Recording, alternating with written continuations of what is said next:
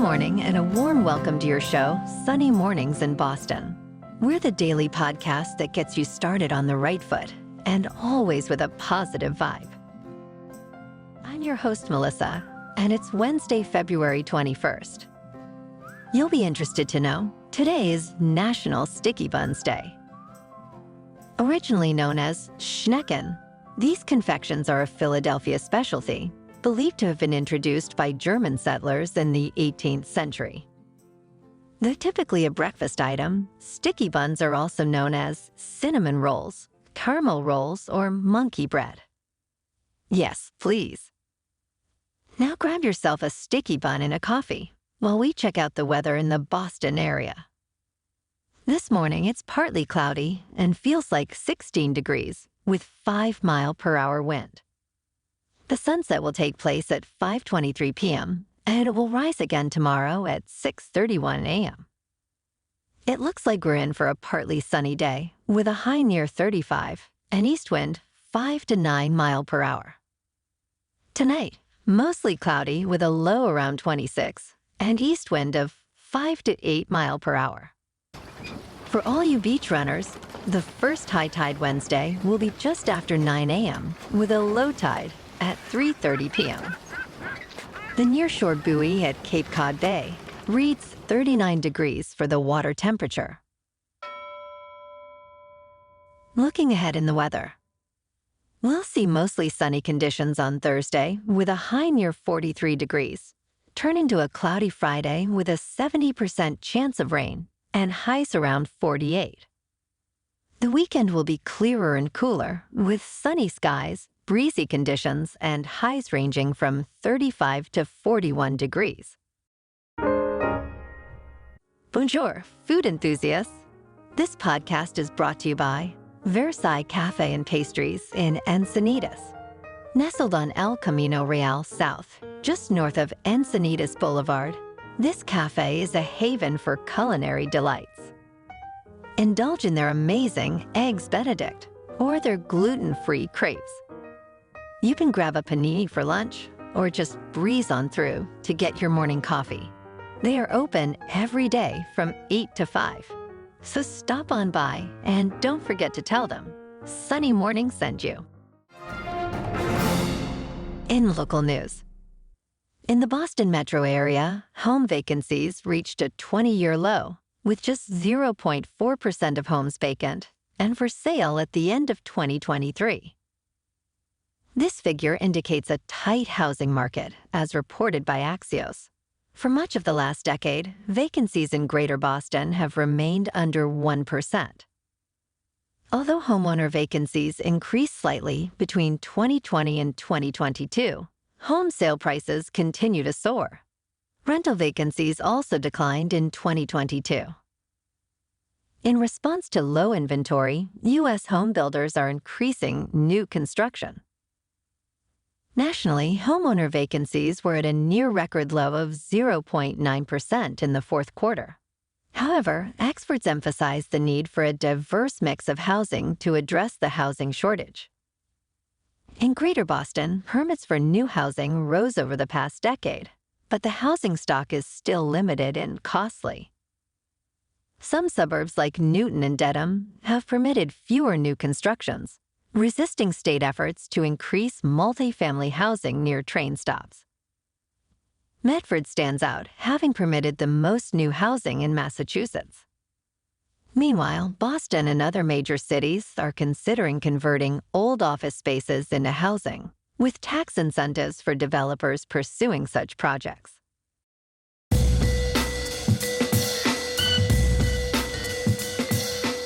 Now on to sports.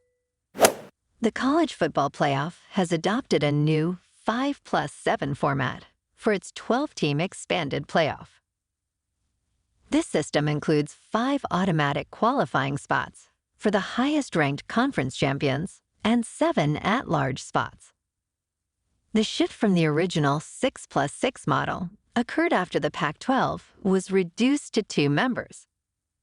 The College Football Board of Managers, which includes a university president from each of the 10 FBS leagues, and Notre Dame unanimously supported this change. The Pac-12, despite falling short of the membership minimum for an automatic berth, benefits from increased at-large spots. The expanded playoff begins next season with the 4 highest-ranked conference champions receiving byes into the quarterfinals. First-round games will start the 3rd week of December, competing with the NFL.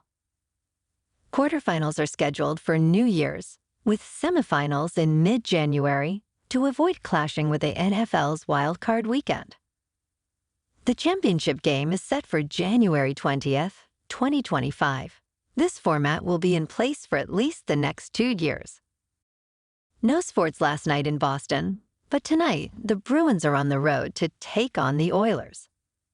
And tomorrow night, the Celtics are on the road to play the Bulls. In top news, have you ever heard of aptonyms? It's when your name eerily aligns with your career. Take Frank Fish, a marine biologist, or Carla Dove, who leads the feather identification lab at the Smithsonian, handling all things avian. Greg Pond, an aquatic biologist, echoes this unique coincidence, his surname mirroring his water-focused career. These are not isolated instances, but part of a fascinating pattern where names can curiously link to professions. This phenomenon extends to other areas too, like Betsy Weatherhead, an atmospheric scientist, and Jay Sukchung, a blue crab researcher. Their names, unexpectedly, have become significant parts of their professional identity, sometimes even influencing opportunities. While some might see these names as mere coincidences, studies suggest there might be subtle psychological influences at play, with people possibly gravitating towards careers that reflect their names. In a world where names often blend into the background, for these individuals, their names stand out, adding a memorable twist to their professional journeys. In business news, in the finance world, cash remains king. Despite expectations of its decline, cash is holding strong, with investors pouring $128 billion into U.S. money market funds since the year's start. Corporate treasurers are also holding on to cash, with a record $4.4 trillion in reserves by the 3rd quarter's end.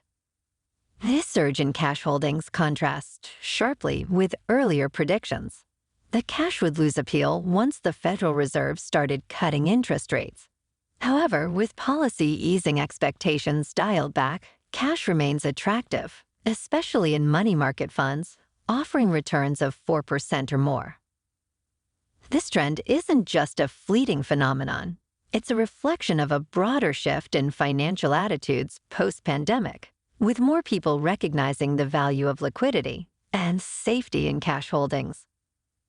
Investors and corporations alike are reevaluating their strategies, keeping cash in the spotlight for 2024. In crypto movement, Bitcoin is currently just under $52,000. Ethereum is up to $3,000.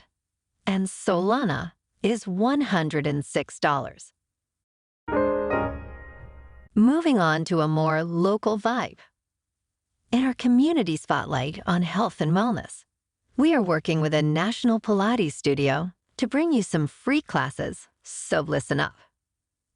Check out Club Pilates, with several locations in the Boston area.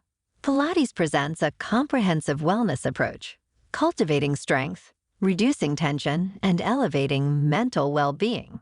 Scientific research affirms its benefits. So now you can check out Club Pilates for a free class. With locations in Canton, Wellesley, Hingham, Brookline, and Framingham, just be sure to tell them Sunny Mornings sent you by. And now, back to the show. Let's talk science. At just 4 months old, babies in bilingual homes display unique brain patterns, setting them apart from their monolingual peers. A study led by Boria Blanco at the University of Cambridge revealed that when exposed to speech, these bilingual infants show broader and more extensive brain activation. This study used functional near-infrared spectroscopy to track changes in cerebral blood flow, highlighting differences in brain activation between infants raised in monolingual Spanish homes and those exposed to both Spanish and Basque. The bilingual babies not only had activations in the usual speech processing areas of the brain's left hemisphere, but also in the right hemisphere's corresponding areas. Interestingly, these infants reacted similarly to forward and backward speech, unlike monolingual infants who showed more interest in backward speech, possibly because it was more novel. This early brain development in bilingual infants suggests they might be better equipped to differentiate between languages from a young age, a skill that could have long-term linguistic benefits. The study underscores the profound impact early language exposure has on the developing brain.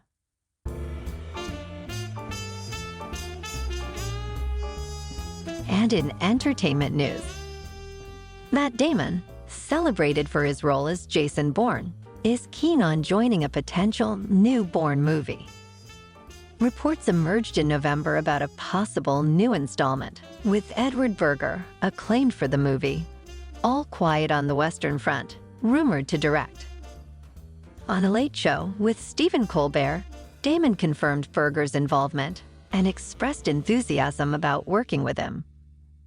However, Damon, now 53, acknowledged the challenges of playing the action-packed role at his age, hinting at a possible future recast. The Bourne series, based on Robert Ludlum's novels, has seen Damon star in 4 of its 5 films.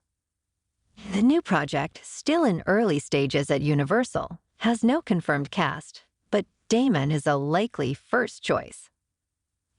Damon's recent works include Oppenheimer, Drive Away Dolls, and a forthcoming project with Ben Affleck. Well, alrighty folks, it's time for the quote of the day. And today, our quote comes from Matt Damon in Rounders. Great movie. Listen, here's the thing. If you can't spot the sucker in your first half hour at the table, then you are the sucker. Goof. Brutal. And that's a wrap for this morning. Remember to stay tuned tomorrow for more news and updates. Have an amazing day, my good friends.